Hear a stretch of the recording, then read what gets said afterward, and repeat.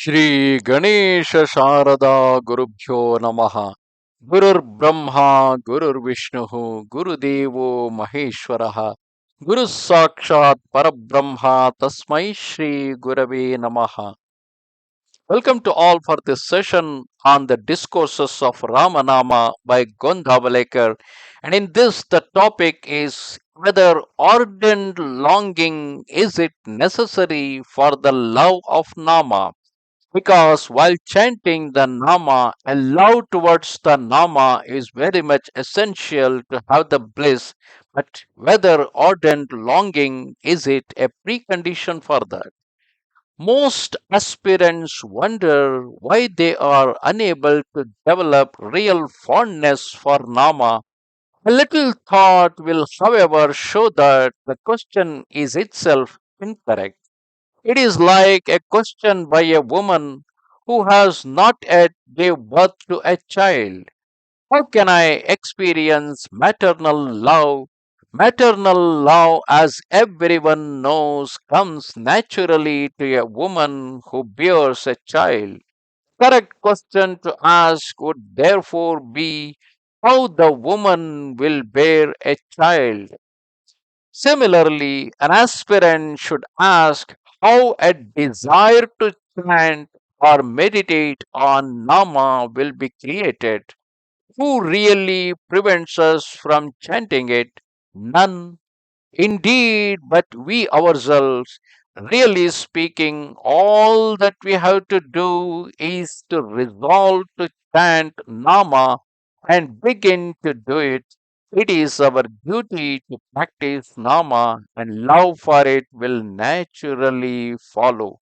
Just as for a woman, her child and natural maternal love are inseparable, so too love for Nama is inherent in the practice of it.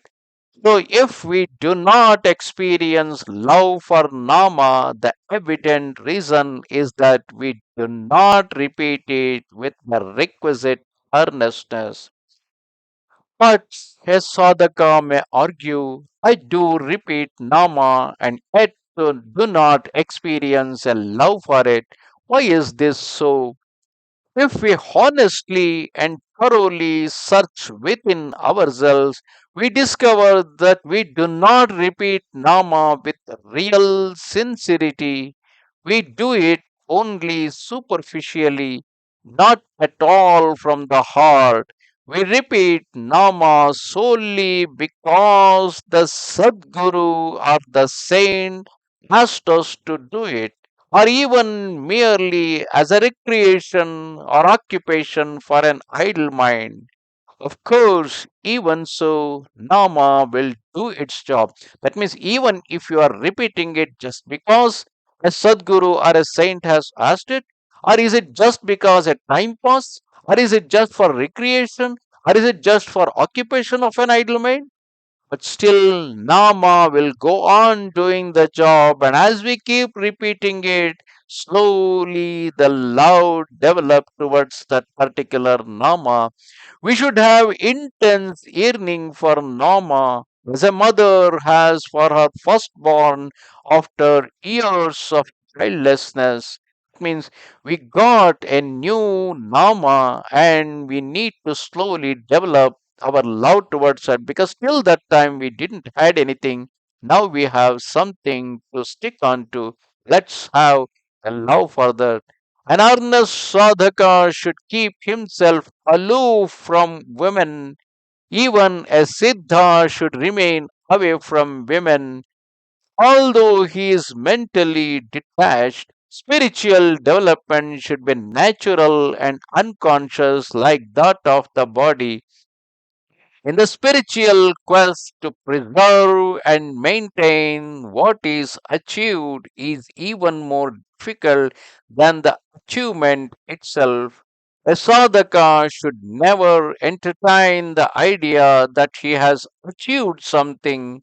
One who entertains that notion has in reality achieved nothing. A woman should not give up namasmarana even if that the husband does not favor it. nor need she fear that she is thereby transgressing the limits of marital duty, because doing the Namasmarana is one's individual choice and individual activity. Opposition by either the family members or by the society makes no sense, because this is something that we do it internally. Probably we may not even chant it explicitly. We may simply remember the nama repeatedly in our mind, and nobody stops us. And once we develop our love towards that remembering our beloved, then the Nama will become like our blood. Namaste Sharada Devi, Kashmir Puravasini, Twamaham Prarthaye Nityam, Vidya Danancha Dehime. Bye.